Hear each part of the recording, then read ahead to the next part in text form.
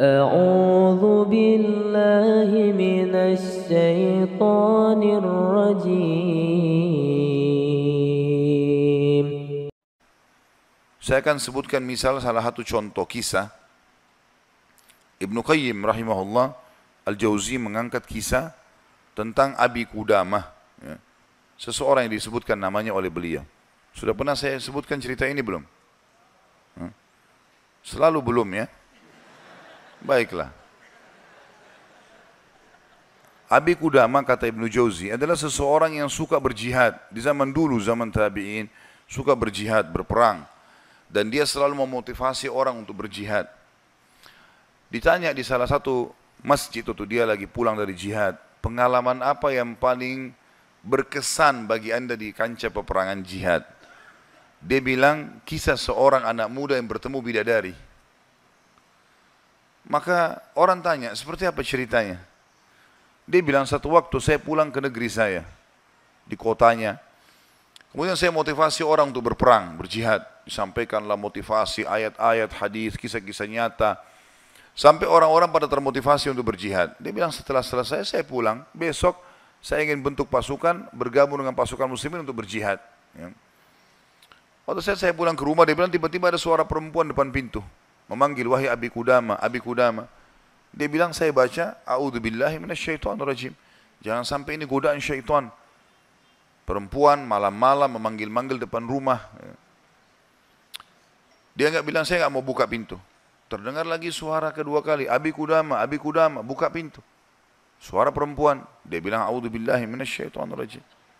Saya enggak mau buka ini, takut jadi fitnah, gitu kan. Terus perempuan itu rupanya nyaut depan pintu. Dia bilang, wahai Abi Qudamah, bukankah anda yang memotivasi kami berjihad? Dan saya terpengaruh dengan itu. Saya ingin menyumbang sesuatu. Bukalah pintunya. Dia bilang, saya dengar orang ini mau nyumbang hubungan dengan jihad, saya buka pintu. Perempuan itu rupanya bercadar. Dia bilang, pada saat saya buka pintu dan di hadapan saya tahu kalau orang ini, kalau tidak pakai cadar, luar biasa Allah berikan kelebihan fisiknya. Terlihat. Wanita ini punya kecantikan tapi dia tutup auratnya. Lalu saya alihkan pandangan saya dan saya katakan, apa yang akan engkau sumbang ibu? Dia bilang, sesuatu yang paling indah dari tubuh saya, hai Abi Qudamah, adalah rambut saya. Saya memiliki rambut yang sangat bagus dan panjang. Maka saya sudah memotongnya dan saya sudah membentuknya supaya menjadi tali kekangan kuda. Maka saya minta agar rambut saya ini engkau jadikan tali kekangan kudamu, agar minimal rambutku ikut berperang. Abi Qudamah bilang, saya heran dengan imannya ibu ini. Luar biasa ini. Gak pernah ada orang terfikir seperti itu. Rambutnya panjang, lebat, tebal, dipotong, lalu dibuat sedemikian rupa sehingga bisa menjadi tali kekangan kuda. Gitu kan. Pakailah ini Abi Qudamah. Abi Qudamah bilang, baiklah, diambil. Pada saat sudah diambil, Abi Qudamah mau tutup pintu, dia bilang, sebentar, masih ada satu lagi Abi Qudamah. Dia bilang apa? Suami saya mati syahid. Dan semoga Allah terima, semoga juga kami disatukan di surga. Dan dia mewariskan seorang anak laki-laki yang mirip seperti dia. Maksudnya keimanannya, fisiknya, segala macam. Saya harap anda tidak menolak anak saya besok ikut berjihad. Kata Abi Qudamah, baiklah. Tutup pintu, besok pagi habis sholat subuh, habis syuruk, menjelang duha, berkumpullah orang-orang yang mau ikut jihad untuk bergabung dengan pasukan muslimin. Setelah Abi Qudamah bilang, saya motivasi mereka, datanglah seseorang dari belakang saya berteriak, Abi Qudamah, Abi Qudamah. Suara seorang laki-laki. Dia bilang, saya balik ke belakang. Waktu saya balik, saya seperti melihat matahari. Artinya, ada seorang laki-laki putih, tinggi, gagah, rambutnya indah, fisiknya kekar di atas kuda. Dia bilang, saya sendiri kagum melihat orang ini. Luar biasa secara fisik, membuat orang sudah kagum. Dia bilang, terus dia bilang, hai Abi Qudamah, saya anaknya ibu semalam yang memberikan rambut kepada anda. Dan saya siap untuk ikut berperang. Dan wasiat ibu saya agar saya jangan pulang. Suruh mati syahid. Kata Abi Qudamah, saya kagum melihat lagi anak ini. Sudah kagum melihat ibunya, kagum melihat anaknya. Bagaimana keyakinan mereka berdua tentang janji Allah. Dan hidupnya di situ sudah. Lingkup hidupnya itu adalah yang dijanjikan oleh Allah dan Rasulnya. Udah, Allah bilang dapat ini, ya sudah, diyakinkan iya. Sholat dapat ini, puasa dapat ini, jihad dapat ini. Yakin, tidak ada keraguan. Hidupnya terbentuk di situ, itu yang dijalani sama dia. Dia yakin meninggalkan juga dosa, ini adalah pintu yang baik. Kalau dia buat, dia akan jauh dari Allah. Maka dia berada di lingkup itu, kendaraan itulah. Kata Abi Qudamah, baiklah anak muda, kau masih muda, gitu kan. Saya akan letakkan kamu di bagian belakang pasukan. Anak muda itu diam. Dia bilang, Abi Qudamah bilang, ini saya tentu simpulkan ceritanya ya, karena saya tidak hafal secara lafaz letter tentang kisah, tapi saya datangkan poinnya gitu. Kata Abi Qudamah waktu perang lagi berkecamuk, tiba-tiba anak muda ini sudah ada di depan. Lalu saya lihat dia, dan memang di pikiran saya dia bilang cuma anak muda itu saja. Saya datangin dia, hai anak muda mundurlah, kamu masih muda, belum berpengalaman, gitu kan. Saya khawatir atas dirimu. Dia bilang, wahai Abi Qudamah, Allah berfirman, hai orang-orang beriman, kalau kalian bertemu dengan orang kafir, jangan kalian mundur. Allah bilang, jangan mundur, Anda suruh saya mundur. Gitu. Gitu. Kata Abi Qudamah, saya nggak bisa bantah ini karena dia pakai ayat. Gitu. Maka saya pun berada di sebelahnya sampai akhirnya karena perang lagi berkecamuk terpisahkan. Otomatis terpisahkan. Waktu pasukan lagi istirahat, saya coba cari anak muda ini. Saya nggak cari, pikirannya sudah nggak ada yang lain. Targetnya anak muda ini gitu. Itu betul-betul menarik perhatian dia. Dia bilang begitu saya lihat orang lagi istirahat semuanya karena capek berperang. Maka saya lihat anak muda ini sibuk menyiapkan makanan para mujahidin, mengikatkan tali kudanya, menyiapkan rumput kudanya. Pokoknya dia sibuk dengan itu. Jadi dia betul-betul menikmati apa yang sudah Allah dan Rasulnya perintahkan. Ini targetnya dan ini benar bagi saya. Selesai. Ini adalah konsep hidup saya. Gitu. Maka Abi Qudamah bilang, saya kagum melihat anak muda ini. Kemudian perang berkecamuk lagi. Berkecamuk lagi, yang kedua kali, kemudian pada saat lagi maju, saya anak muda itu di depan. Saya datangin lagi, hai anak muda, ke belakang lah. Dia bacain lagi ayat. Nah. Wahai Abi Qudamah, Allah berfirman, hai orang beriman, kalau bertemu dengan orang kafir, jangan kalian mundur. Bagaimana Allah bilang jangan mundur, Anda suruh saya mundur? Abi Qudamah diam, tidak bisa bantah karena dikatakan ayat.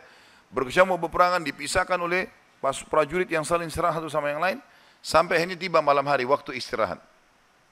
Kata Abi Qudamah, dua pasukan istirahat, lalu saya cari, di mana anak muda ini, di kemah mana dia?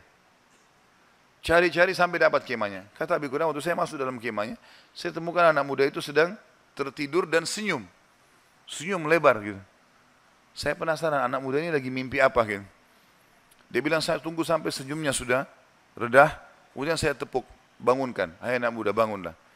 Apa yang kau lihat dalam mimpimu? Kata anak muda ini, demi Allah wahai Abi Qudamah, saya melihat saya masuk ke surga. Saya masuk surga, saya lihat taman-taman, saya lihat pelayan-pelayan, lihat luar biasa surga yang luas. Dan saya lihat seorang wanita yang sangat cantik, saking cantiknya sampai saya tidak sabar untuk menjamahnya. Gitu kan. Lalu dia mengatakan, belum waktunya hai suamiku. Padahal sebenarnya anak muda ini belum menikah. Ya. Lalu dia bilang, engkau, perempuan itu bilang, engkau akan bertemu dengan aku besok siang. Kata anak muda itu, setelah itu Anda bangunkan saya. Dan saya berharap Allah membuat saya mati syahid besok. Gitu. Untuk mendapatkan apa yang Allah janjikan. Yang jelas, kata Abi Qudamah, saya kagum. Artinya Abi Qudamah pun sekian tahun berjihad belum pernah mimpi seperti ini. Gitu kan? Besok pagi dia bilang berkecamuk lagi peperangan. Saya temukan anak muda itu di depan. Terus dia menyerang musuh. Gitu kan? Sampai akhirnya peperangan selesai. Dan sudah menang muslimin. Korban banyak di musuh dan di orang muslim. Anak Abi Qudamah bilang target saya mengejar mana? Cari anak muda ini. Terbunuhkah atau belum terbunuhkah? Dicari. Dia bilang saya cari di jenazah prajurit muslim yang disusun, ternyata ada bergeletakan, saya temukan ada anak muda itu penuh dengan darah gitu. Ya. Tapi masih hidup. Dan dia lihat waktu saya datang dia dengan senyum mengatakan, Abi Qudamah kesinilah dalam kondisi lagi luka-luka ini, berdarah-darah gitu ya. Kata Abi Qudamah, saya pun datang, apa beritamu hai anak muda? Dia bilang, hai Abi Qudamah, kalau kau pulang nanti ke kampung kita, ke negeri kita, sampaikan ke ibu saya salam dan bilang impian beliau sudah terkabulkan. Artinya saya akan menyusul ayah saya mati syahid. Lalu pesannya ini luar biasa. Dia bilang apa? Wahai Abi Qudamah, apa kau ingat kisah tadi malam bidadari dalam mimpi saya? Kata Abi Qudamah, iya. Sekarang ada di sebelah saya. Sedang senyum dan menunggu ruh saya keluar. lalu dia akan membawa saya ke surga. Lalu kata Abi Qudamah, orang itu pun meninggal dunia. Dalam kondisi dia tersenyum gitu kan. Maka Abi Qudamah bilang, saya menangis, gak bisa menahan melihat luar biasanya. Ibunya luar biasa, anak muda ini luar biasa. 17 tahun, punya kelebihan fisik yang mungkin tadi saya bilang, kebanyakan kita di Indonesia dihabiskan pada hal yang foya-foya, coba-coba kemaksiatan. Ini semua omong kosong nih, dari syaitan, bukan begitu. Anak muda ini dididik oleh ibunya untuk targetnya surga. Pokoknya bagaimana berperang mati syahid, seperti itulah. Kata Abi Qudamah, saya pun menguburnya. Waktu kami pulang ke negeri kami, target saya ke rumah ibunya. Bukan ke rumah saya lagi. Orang semua pada pulang ke rumahnya, ketemu keluarganya. Dia bilang, saya cari ibunya anak muda itu. Begitu dapat rumahnya, saya ketuk pintu, dibuka. Ibu itu buka. Ibu itu begitu lihat, saya tahu Abi Qudamah. Dia bilang, wahai Abi Qudamah, apa kau datang berbelasungkawa atau kau datang untuk membawa berita gembira? Kata ya Abi Qudamah, apa maksud anda ibu? Dia bilang, kalau anda pulang mengatakan anak saya ikut pulang bersama anda, berarti itu belasungkawa. Saya enggak mau anak saya pulang. Mau mati syahid. Tapi kalau anda bilang anak saya mati syahid, berarti itu berita gembira.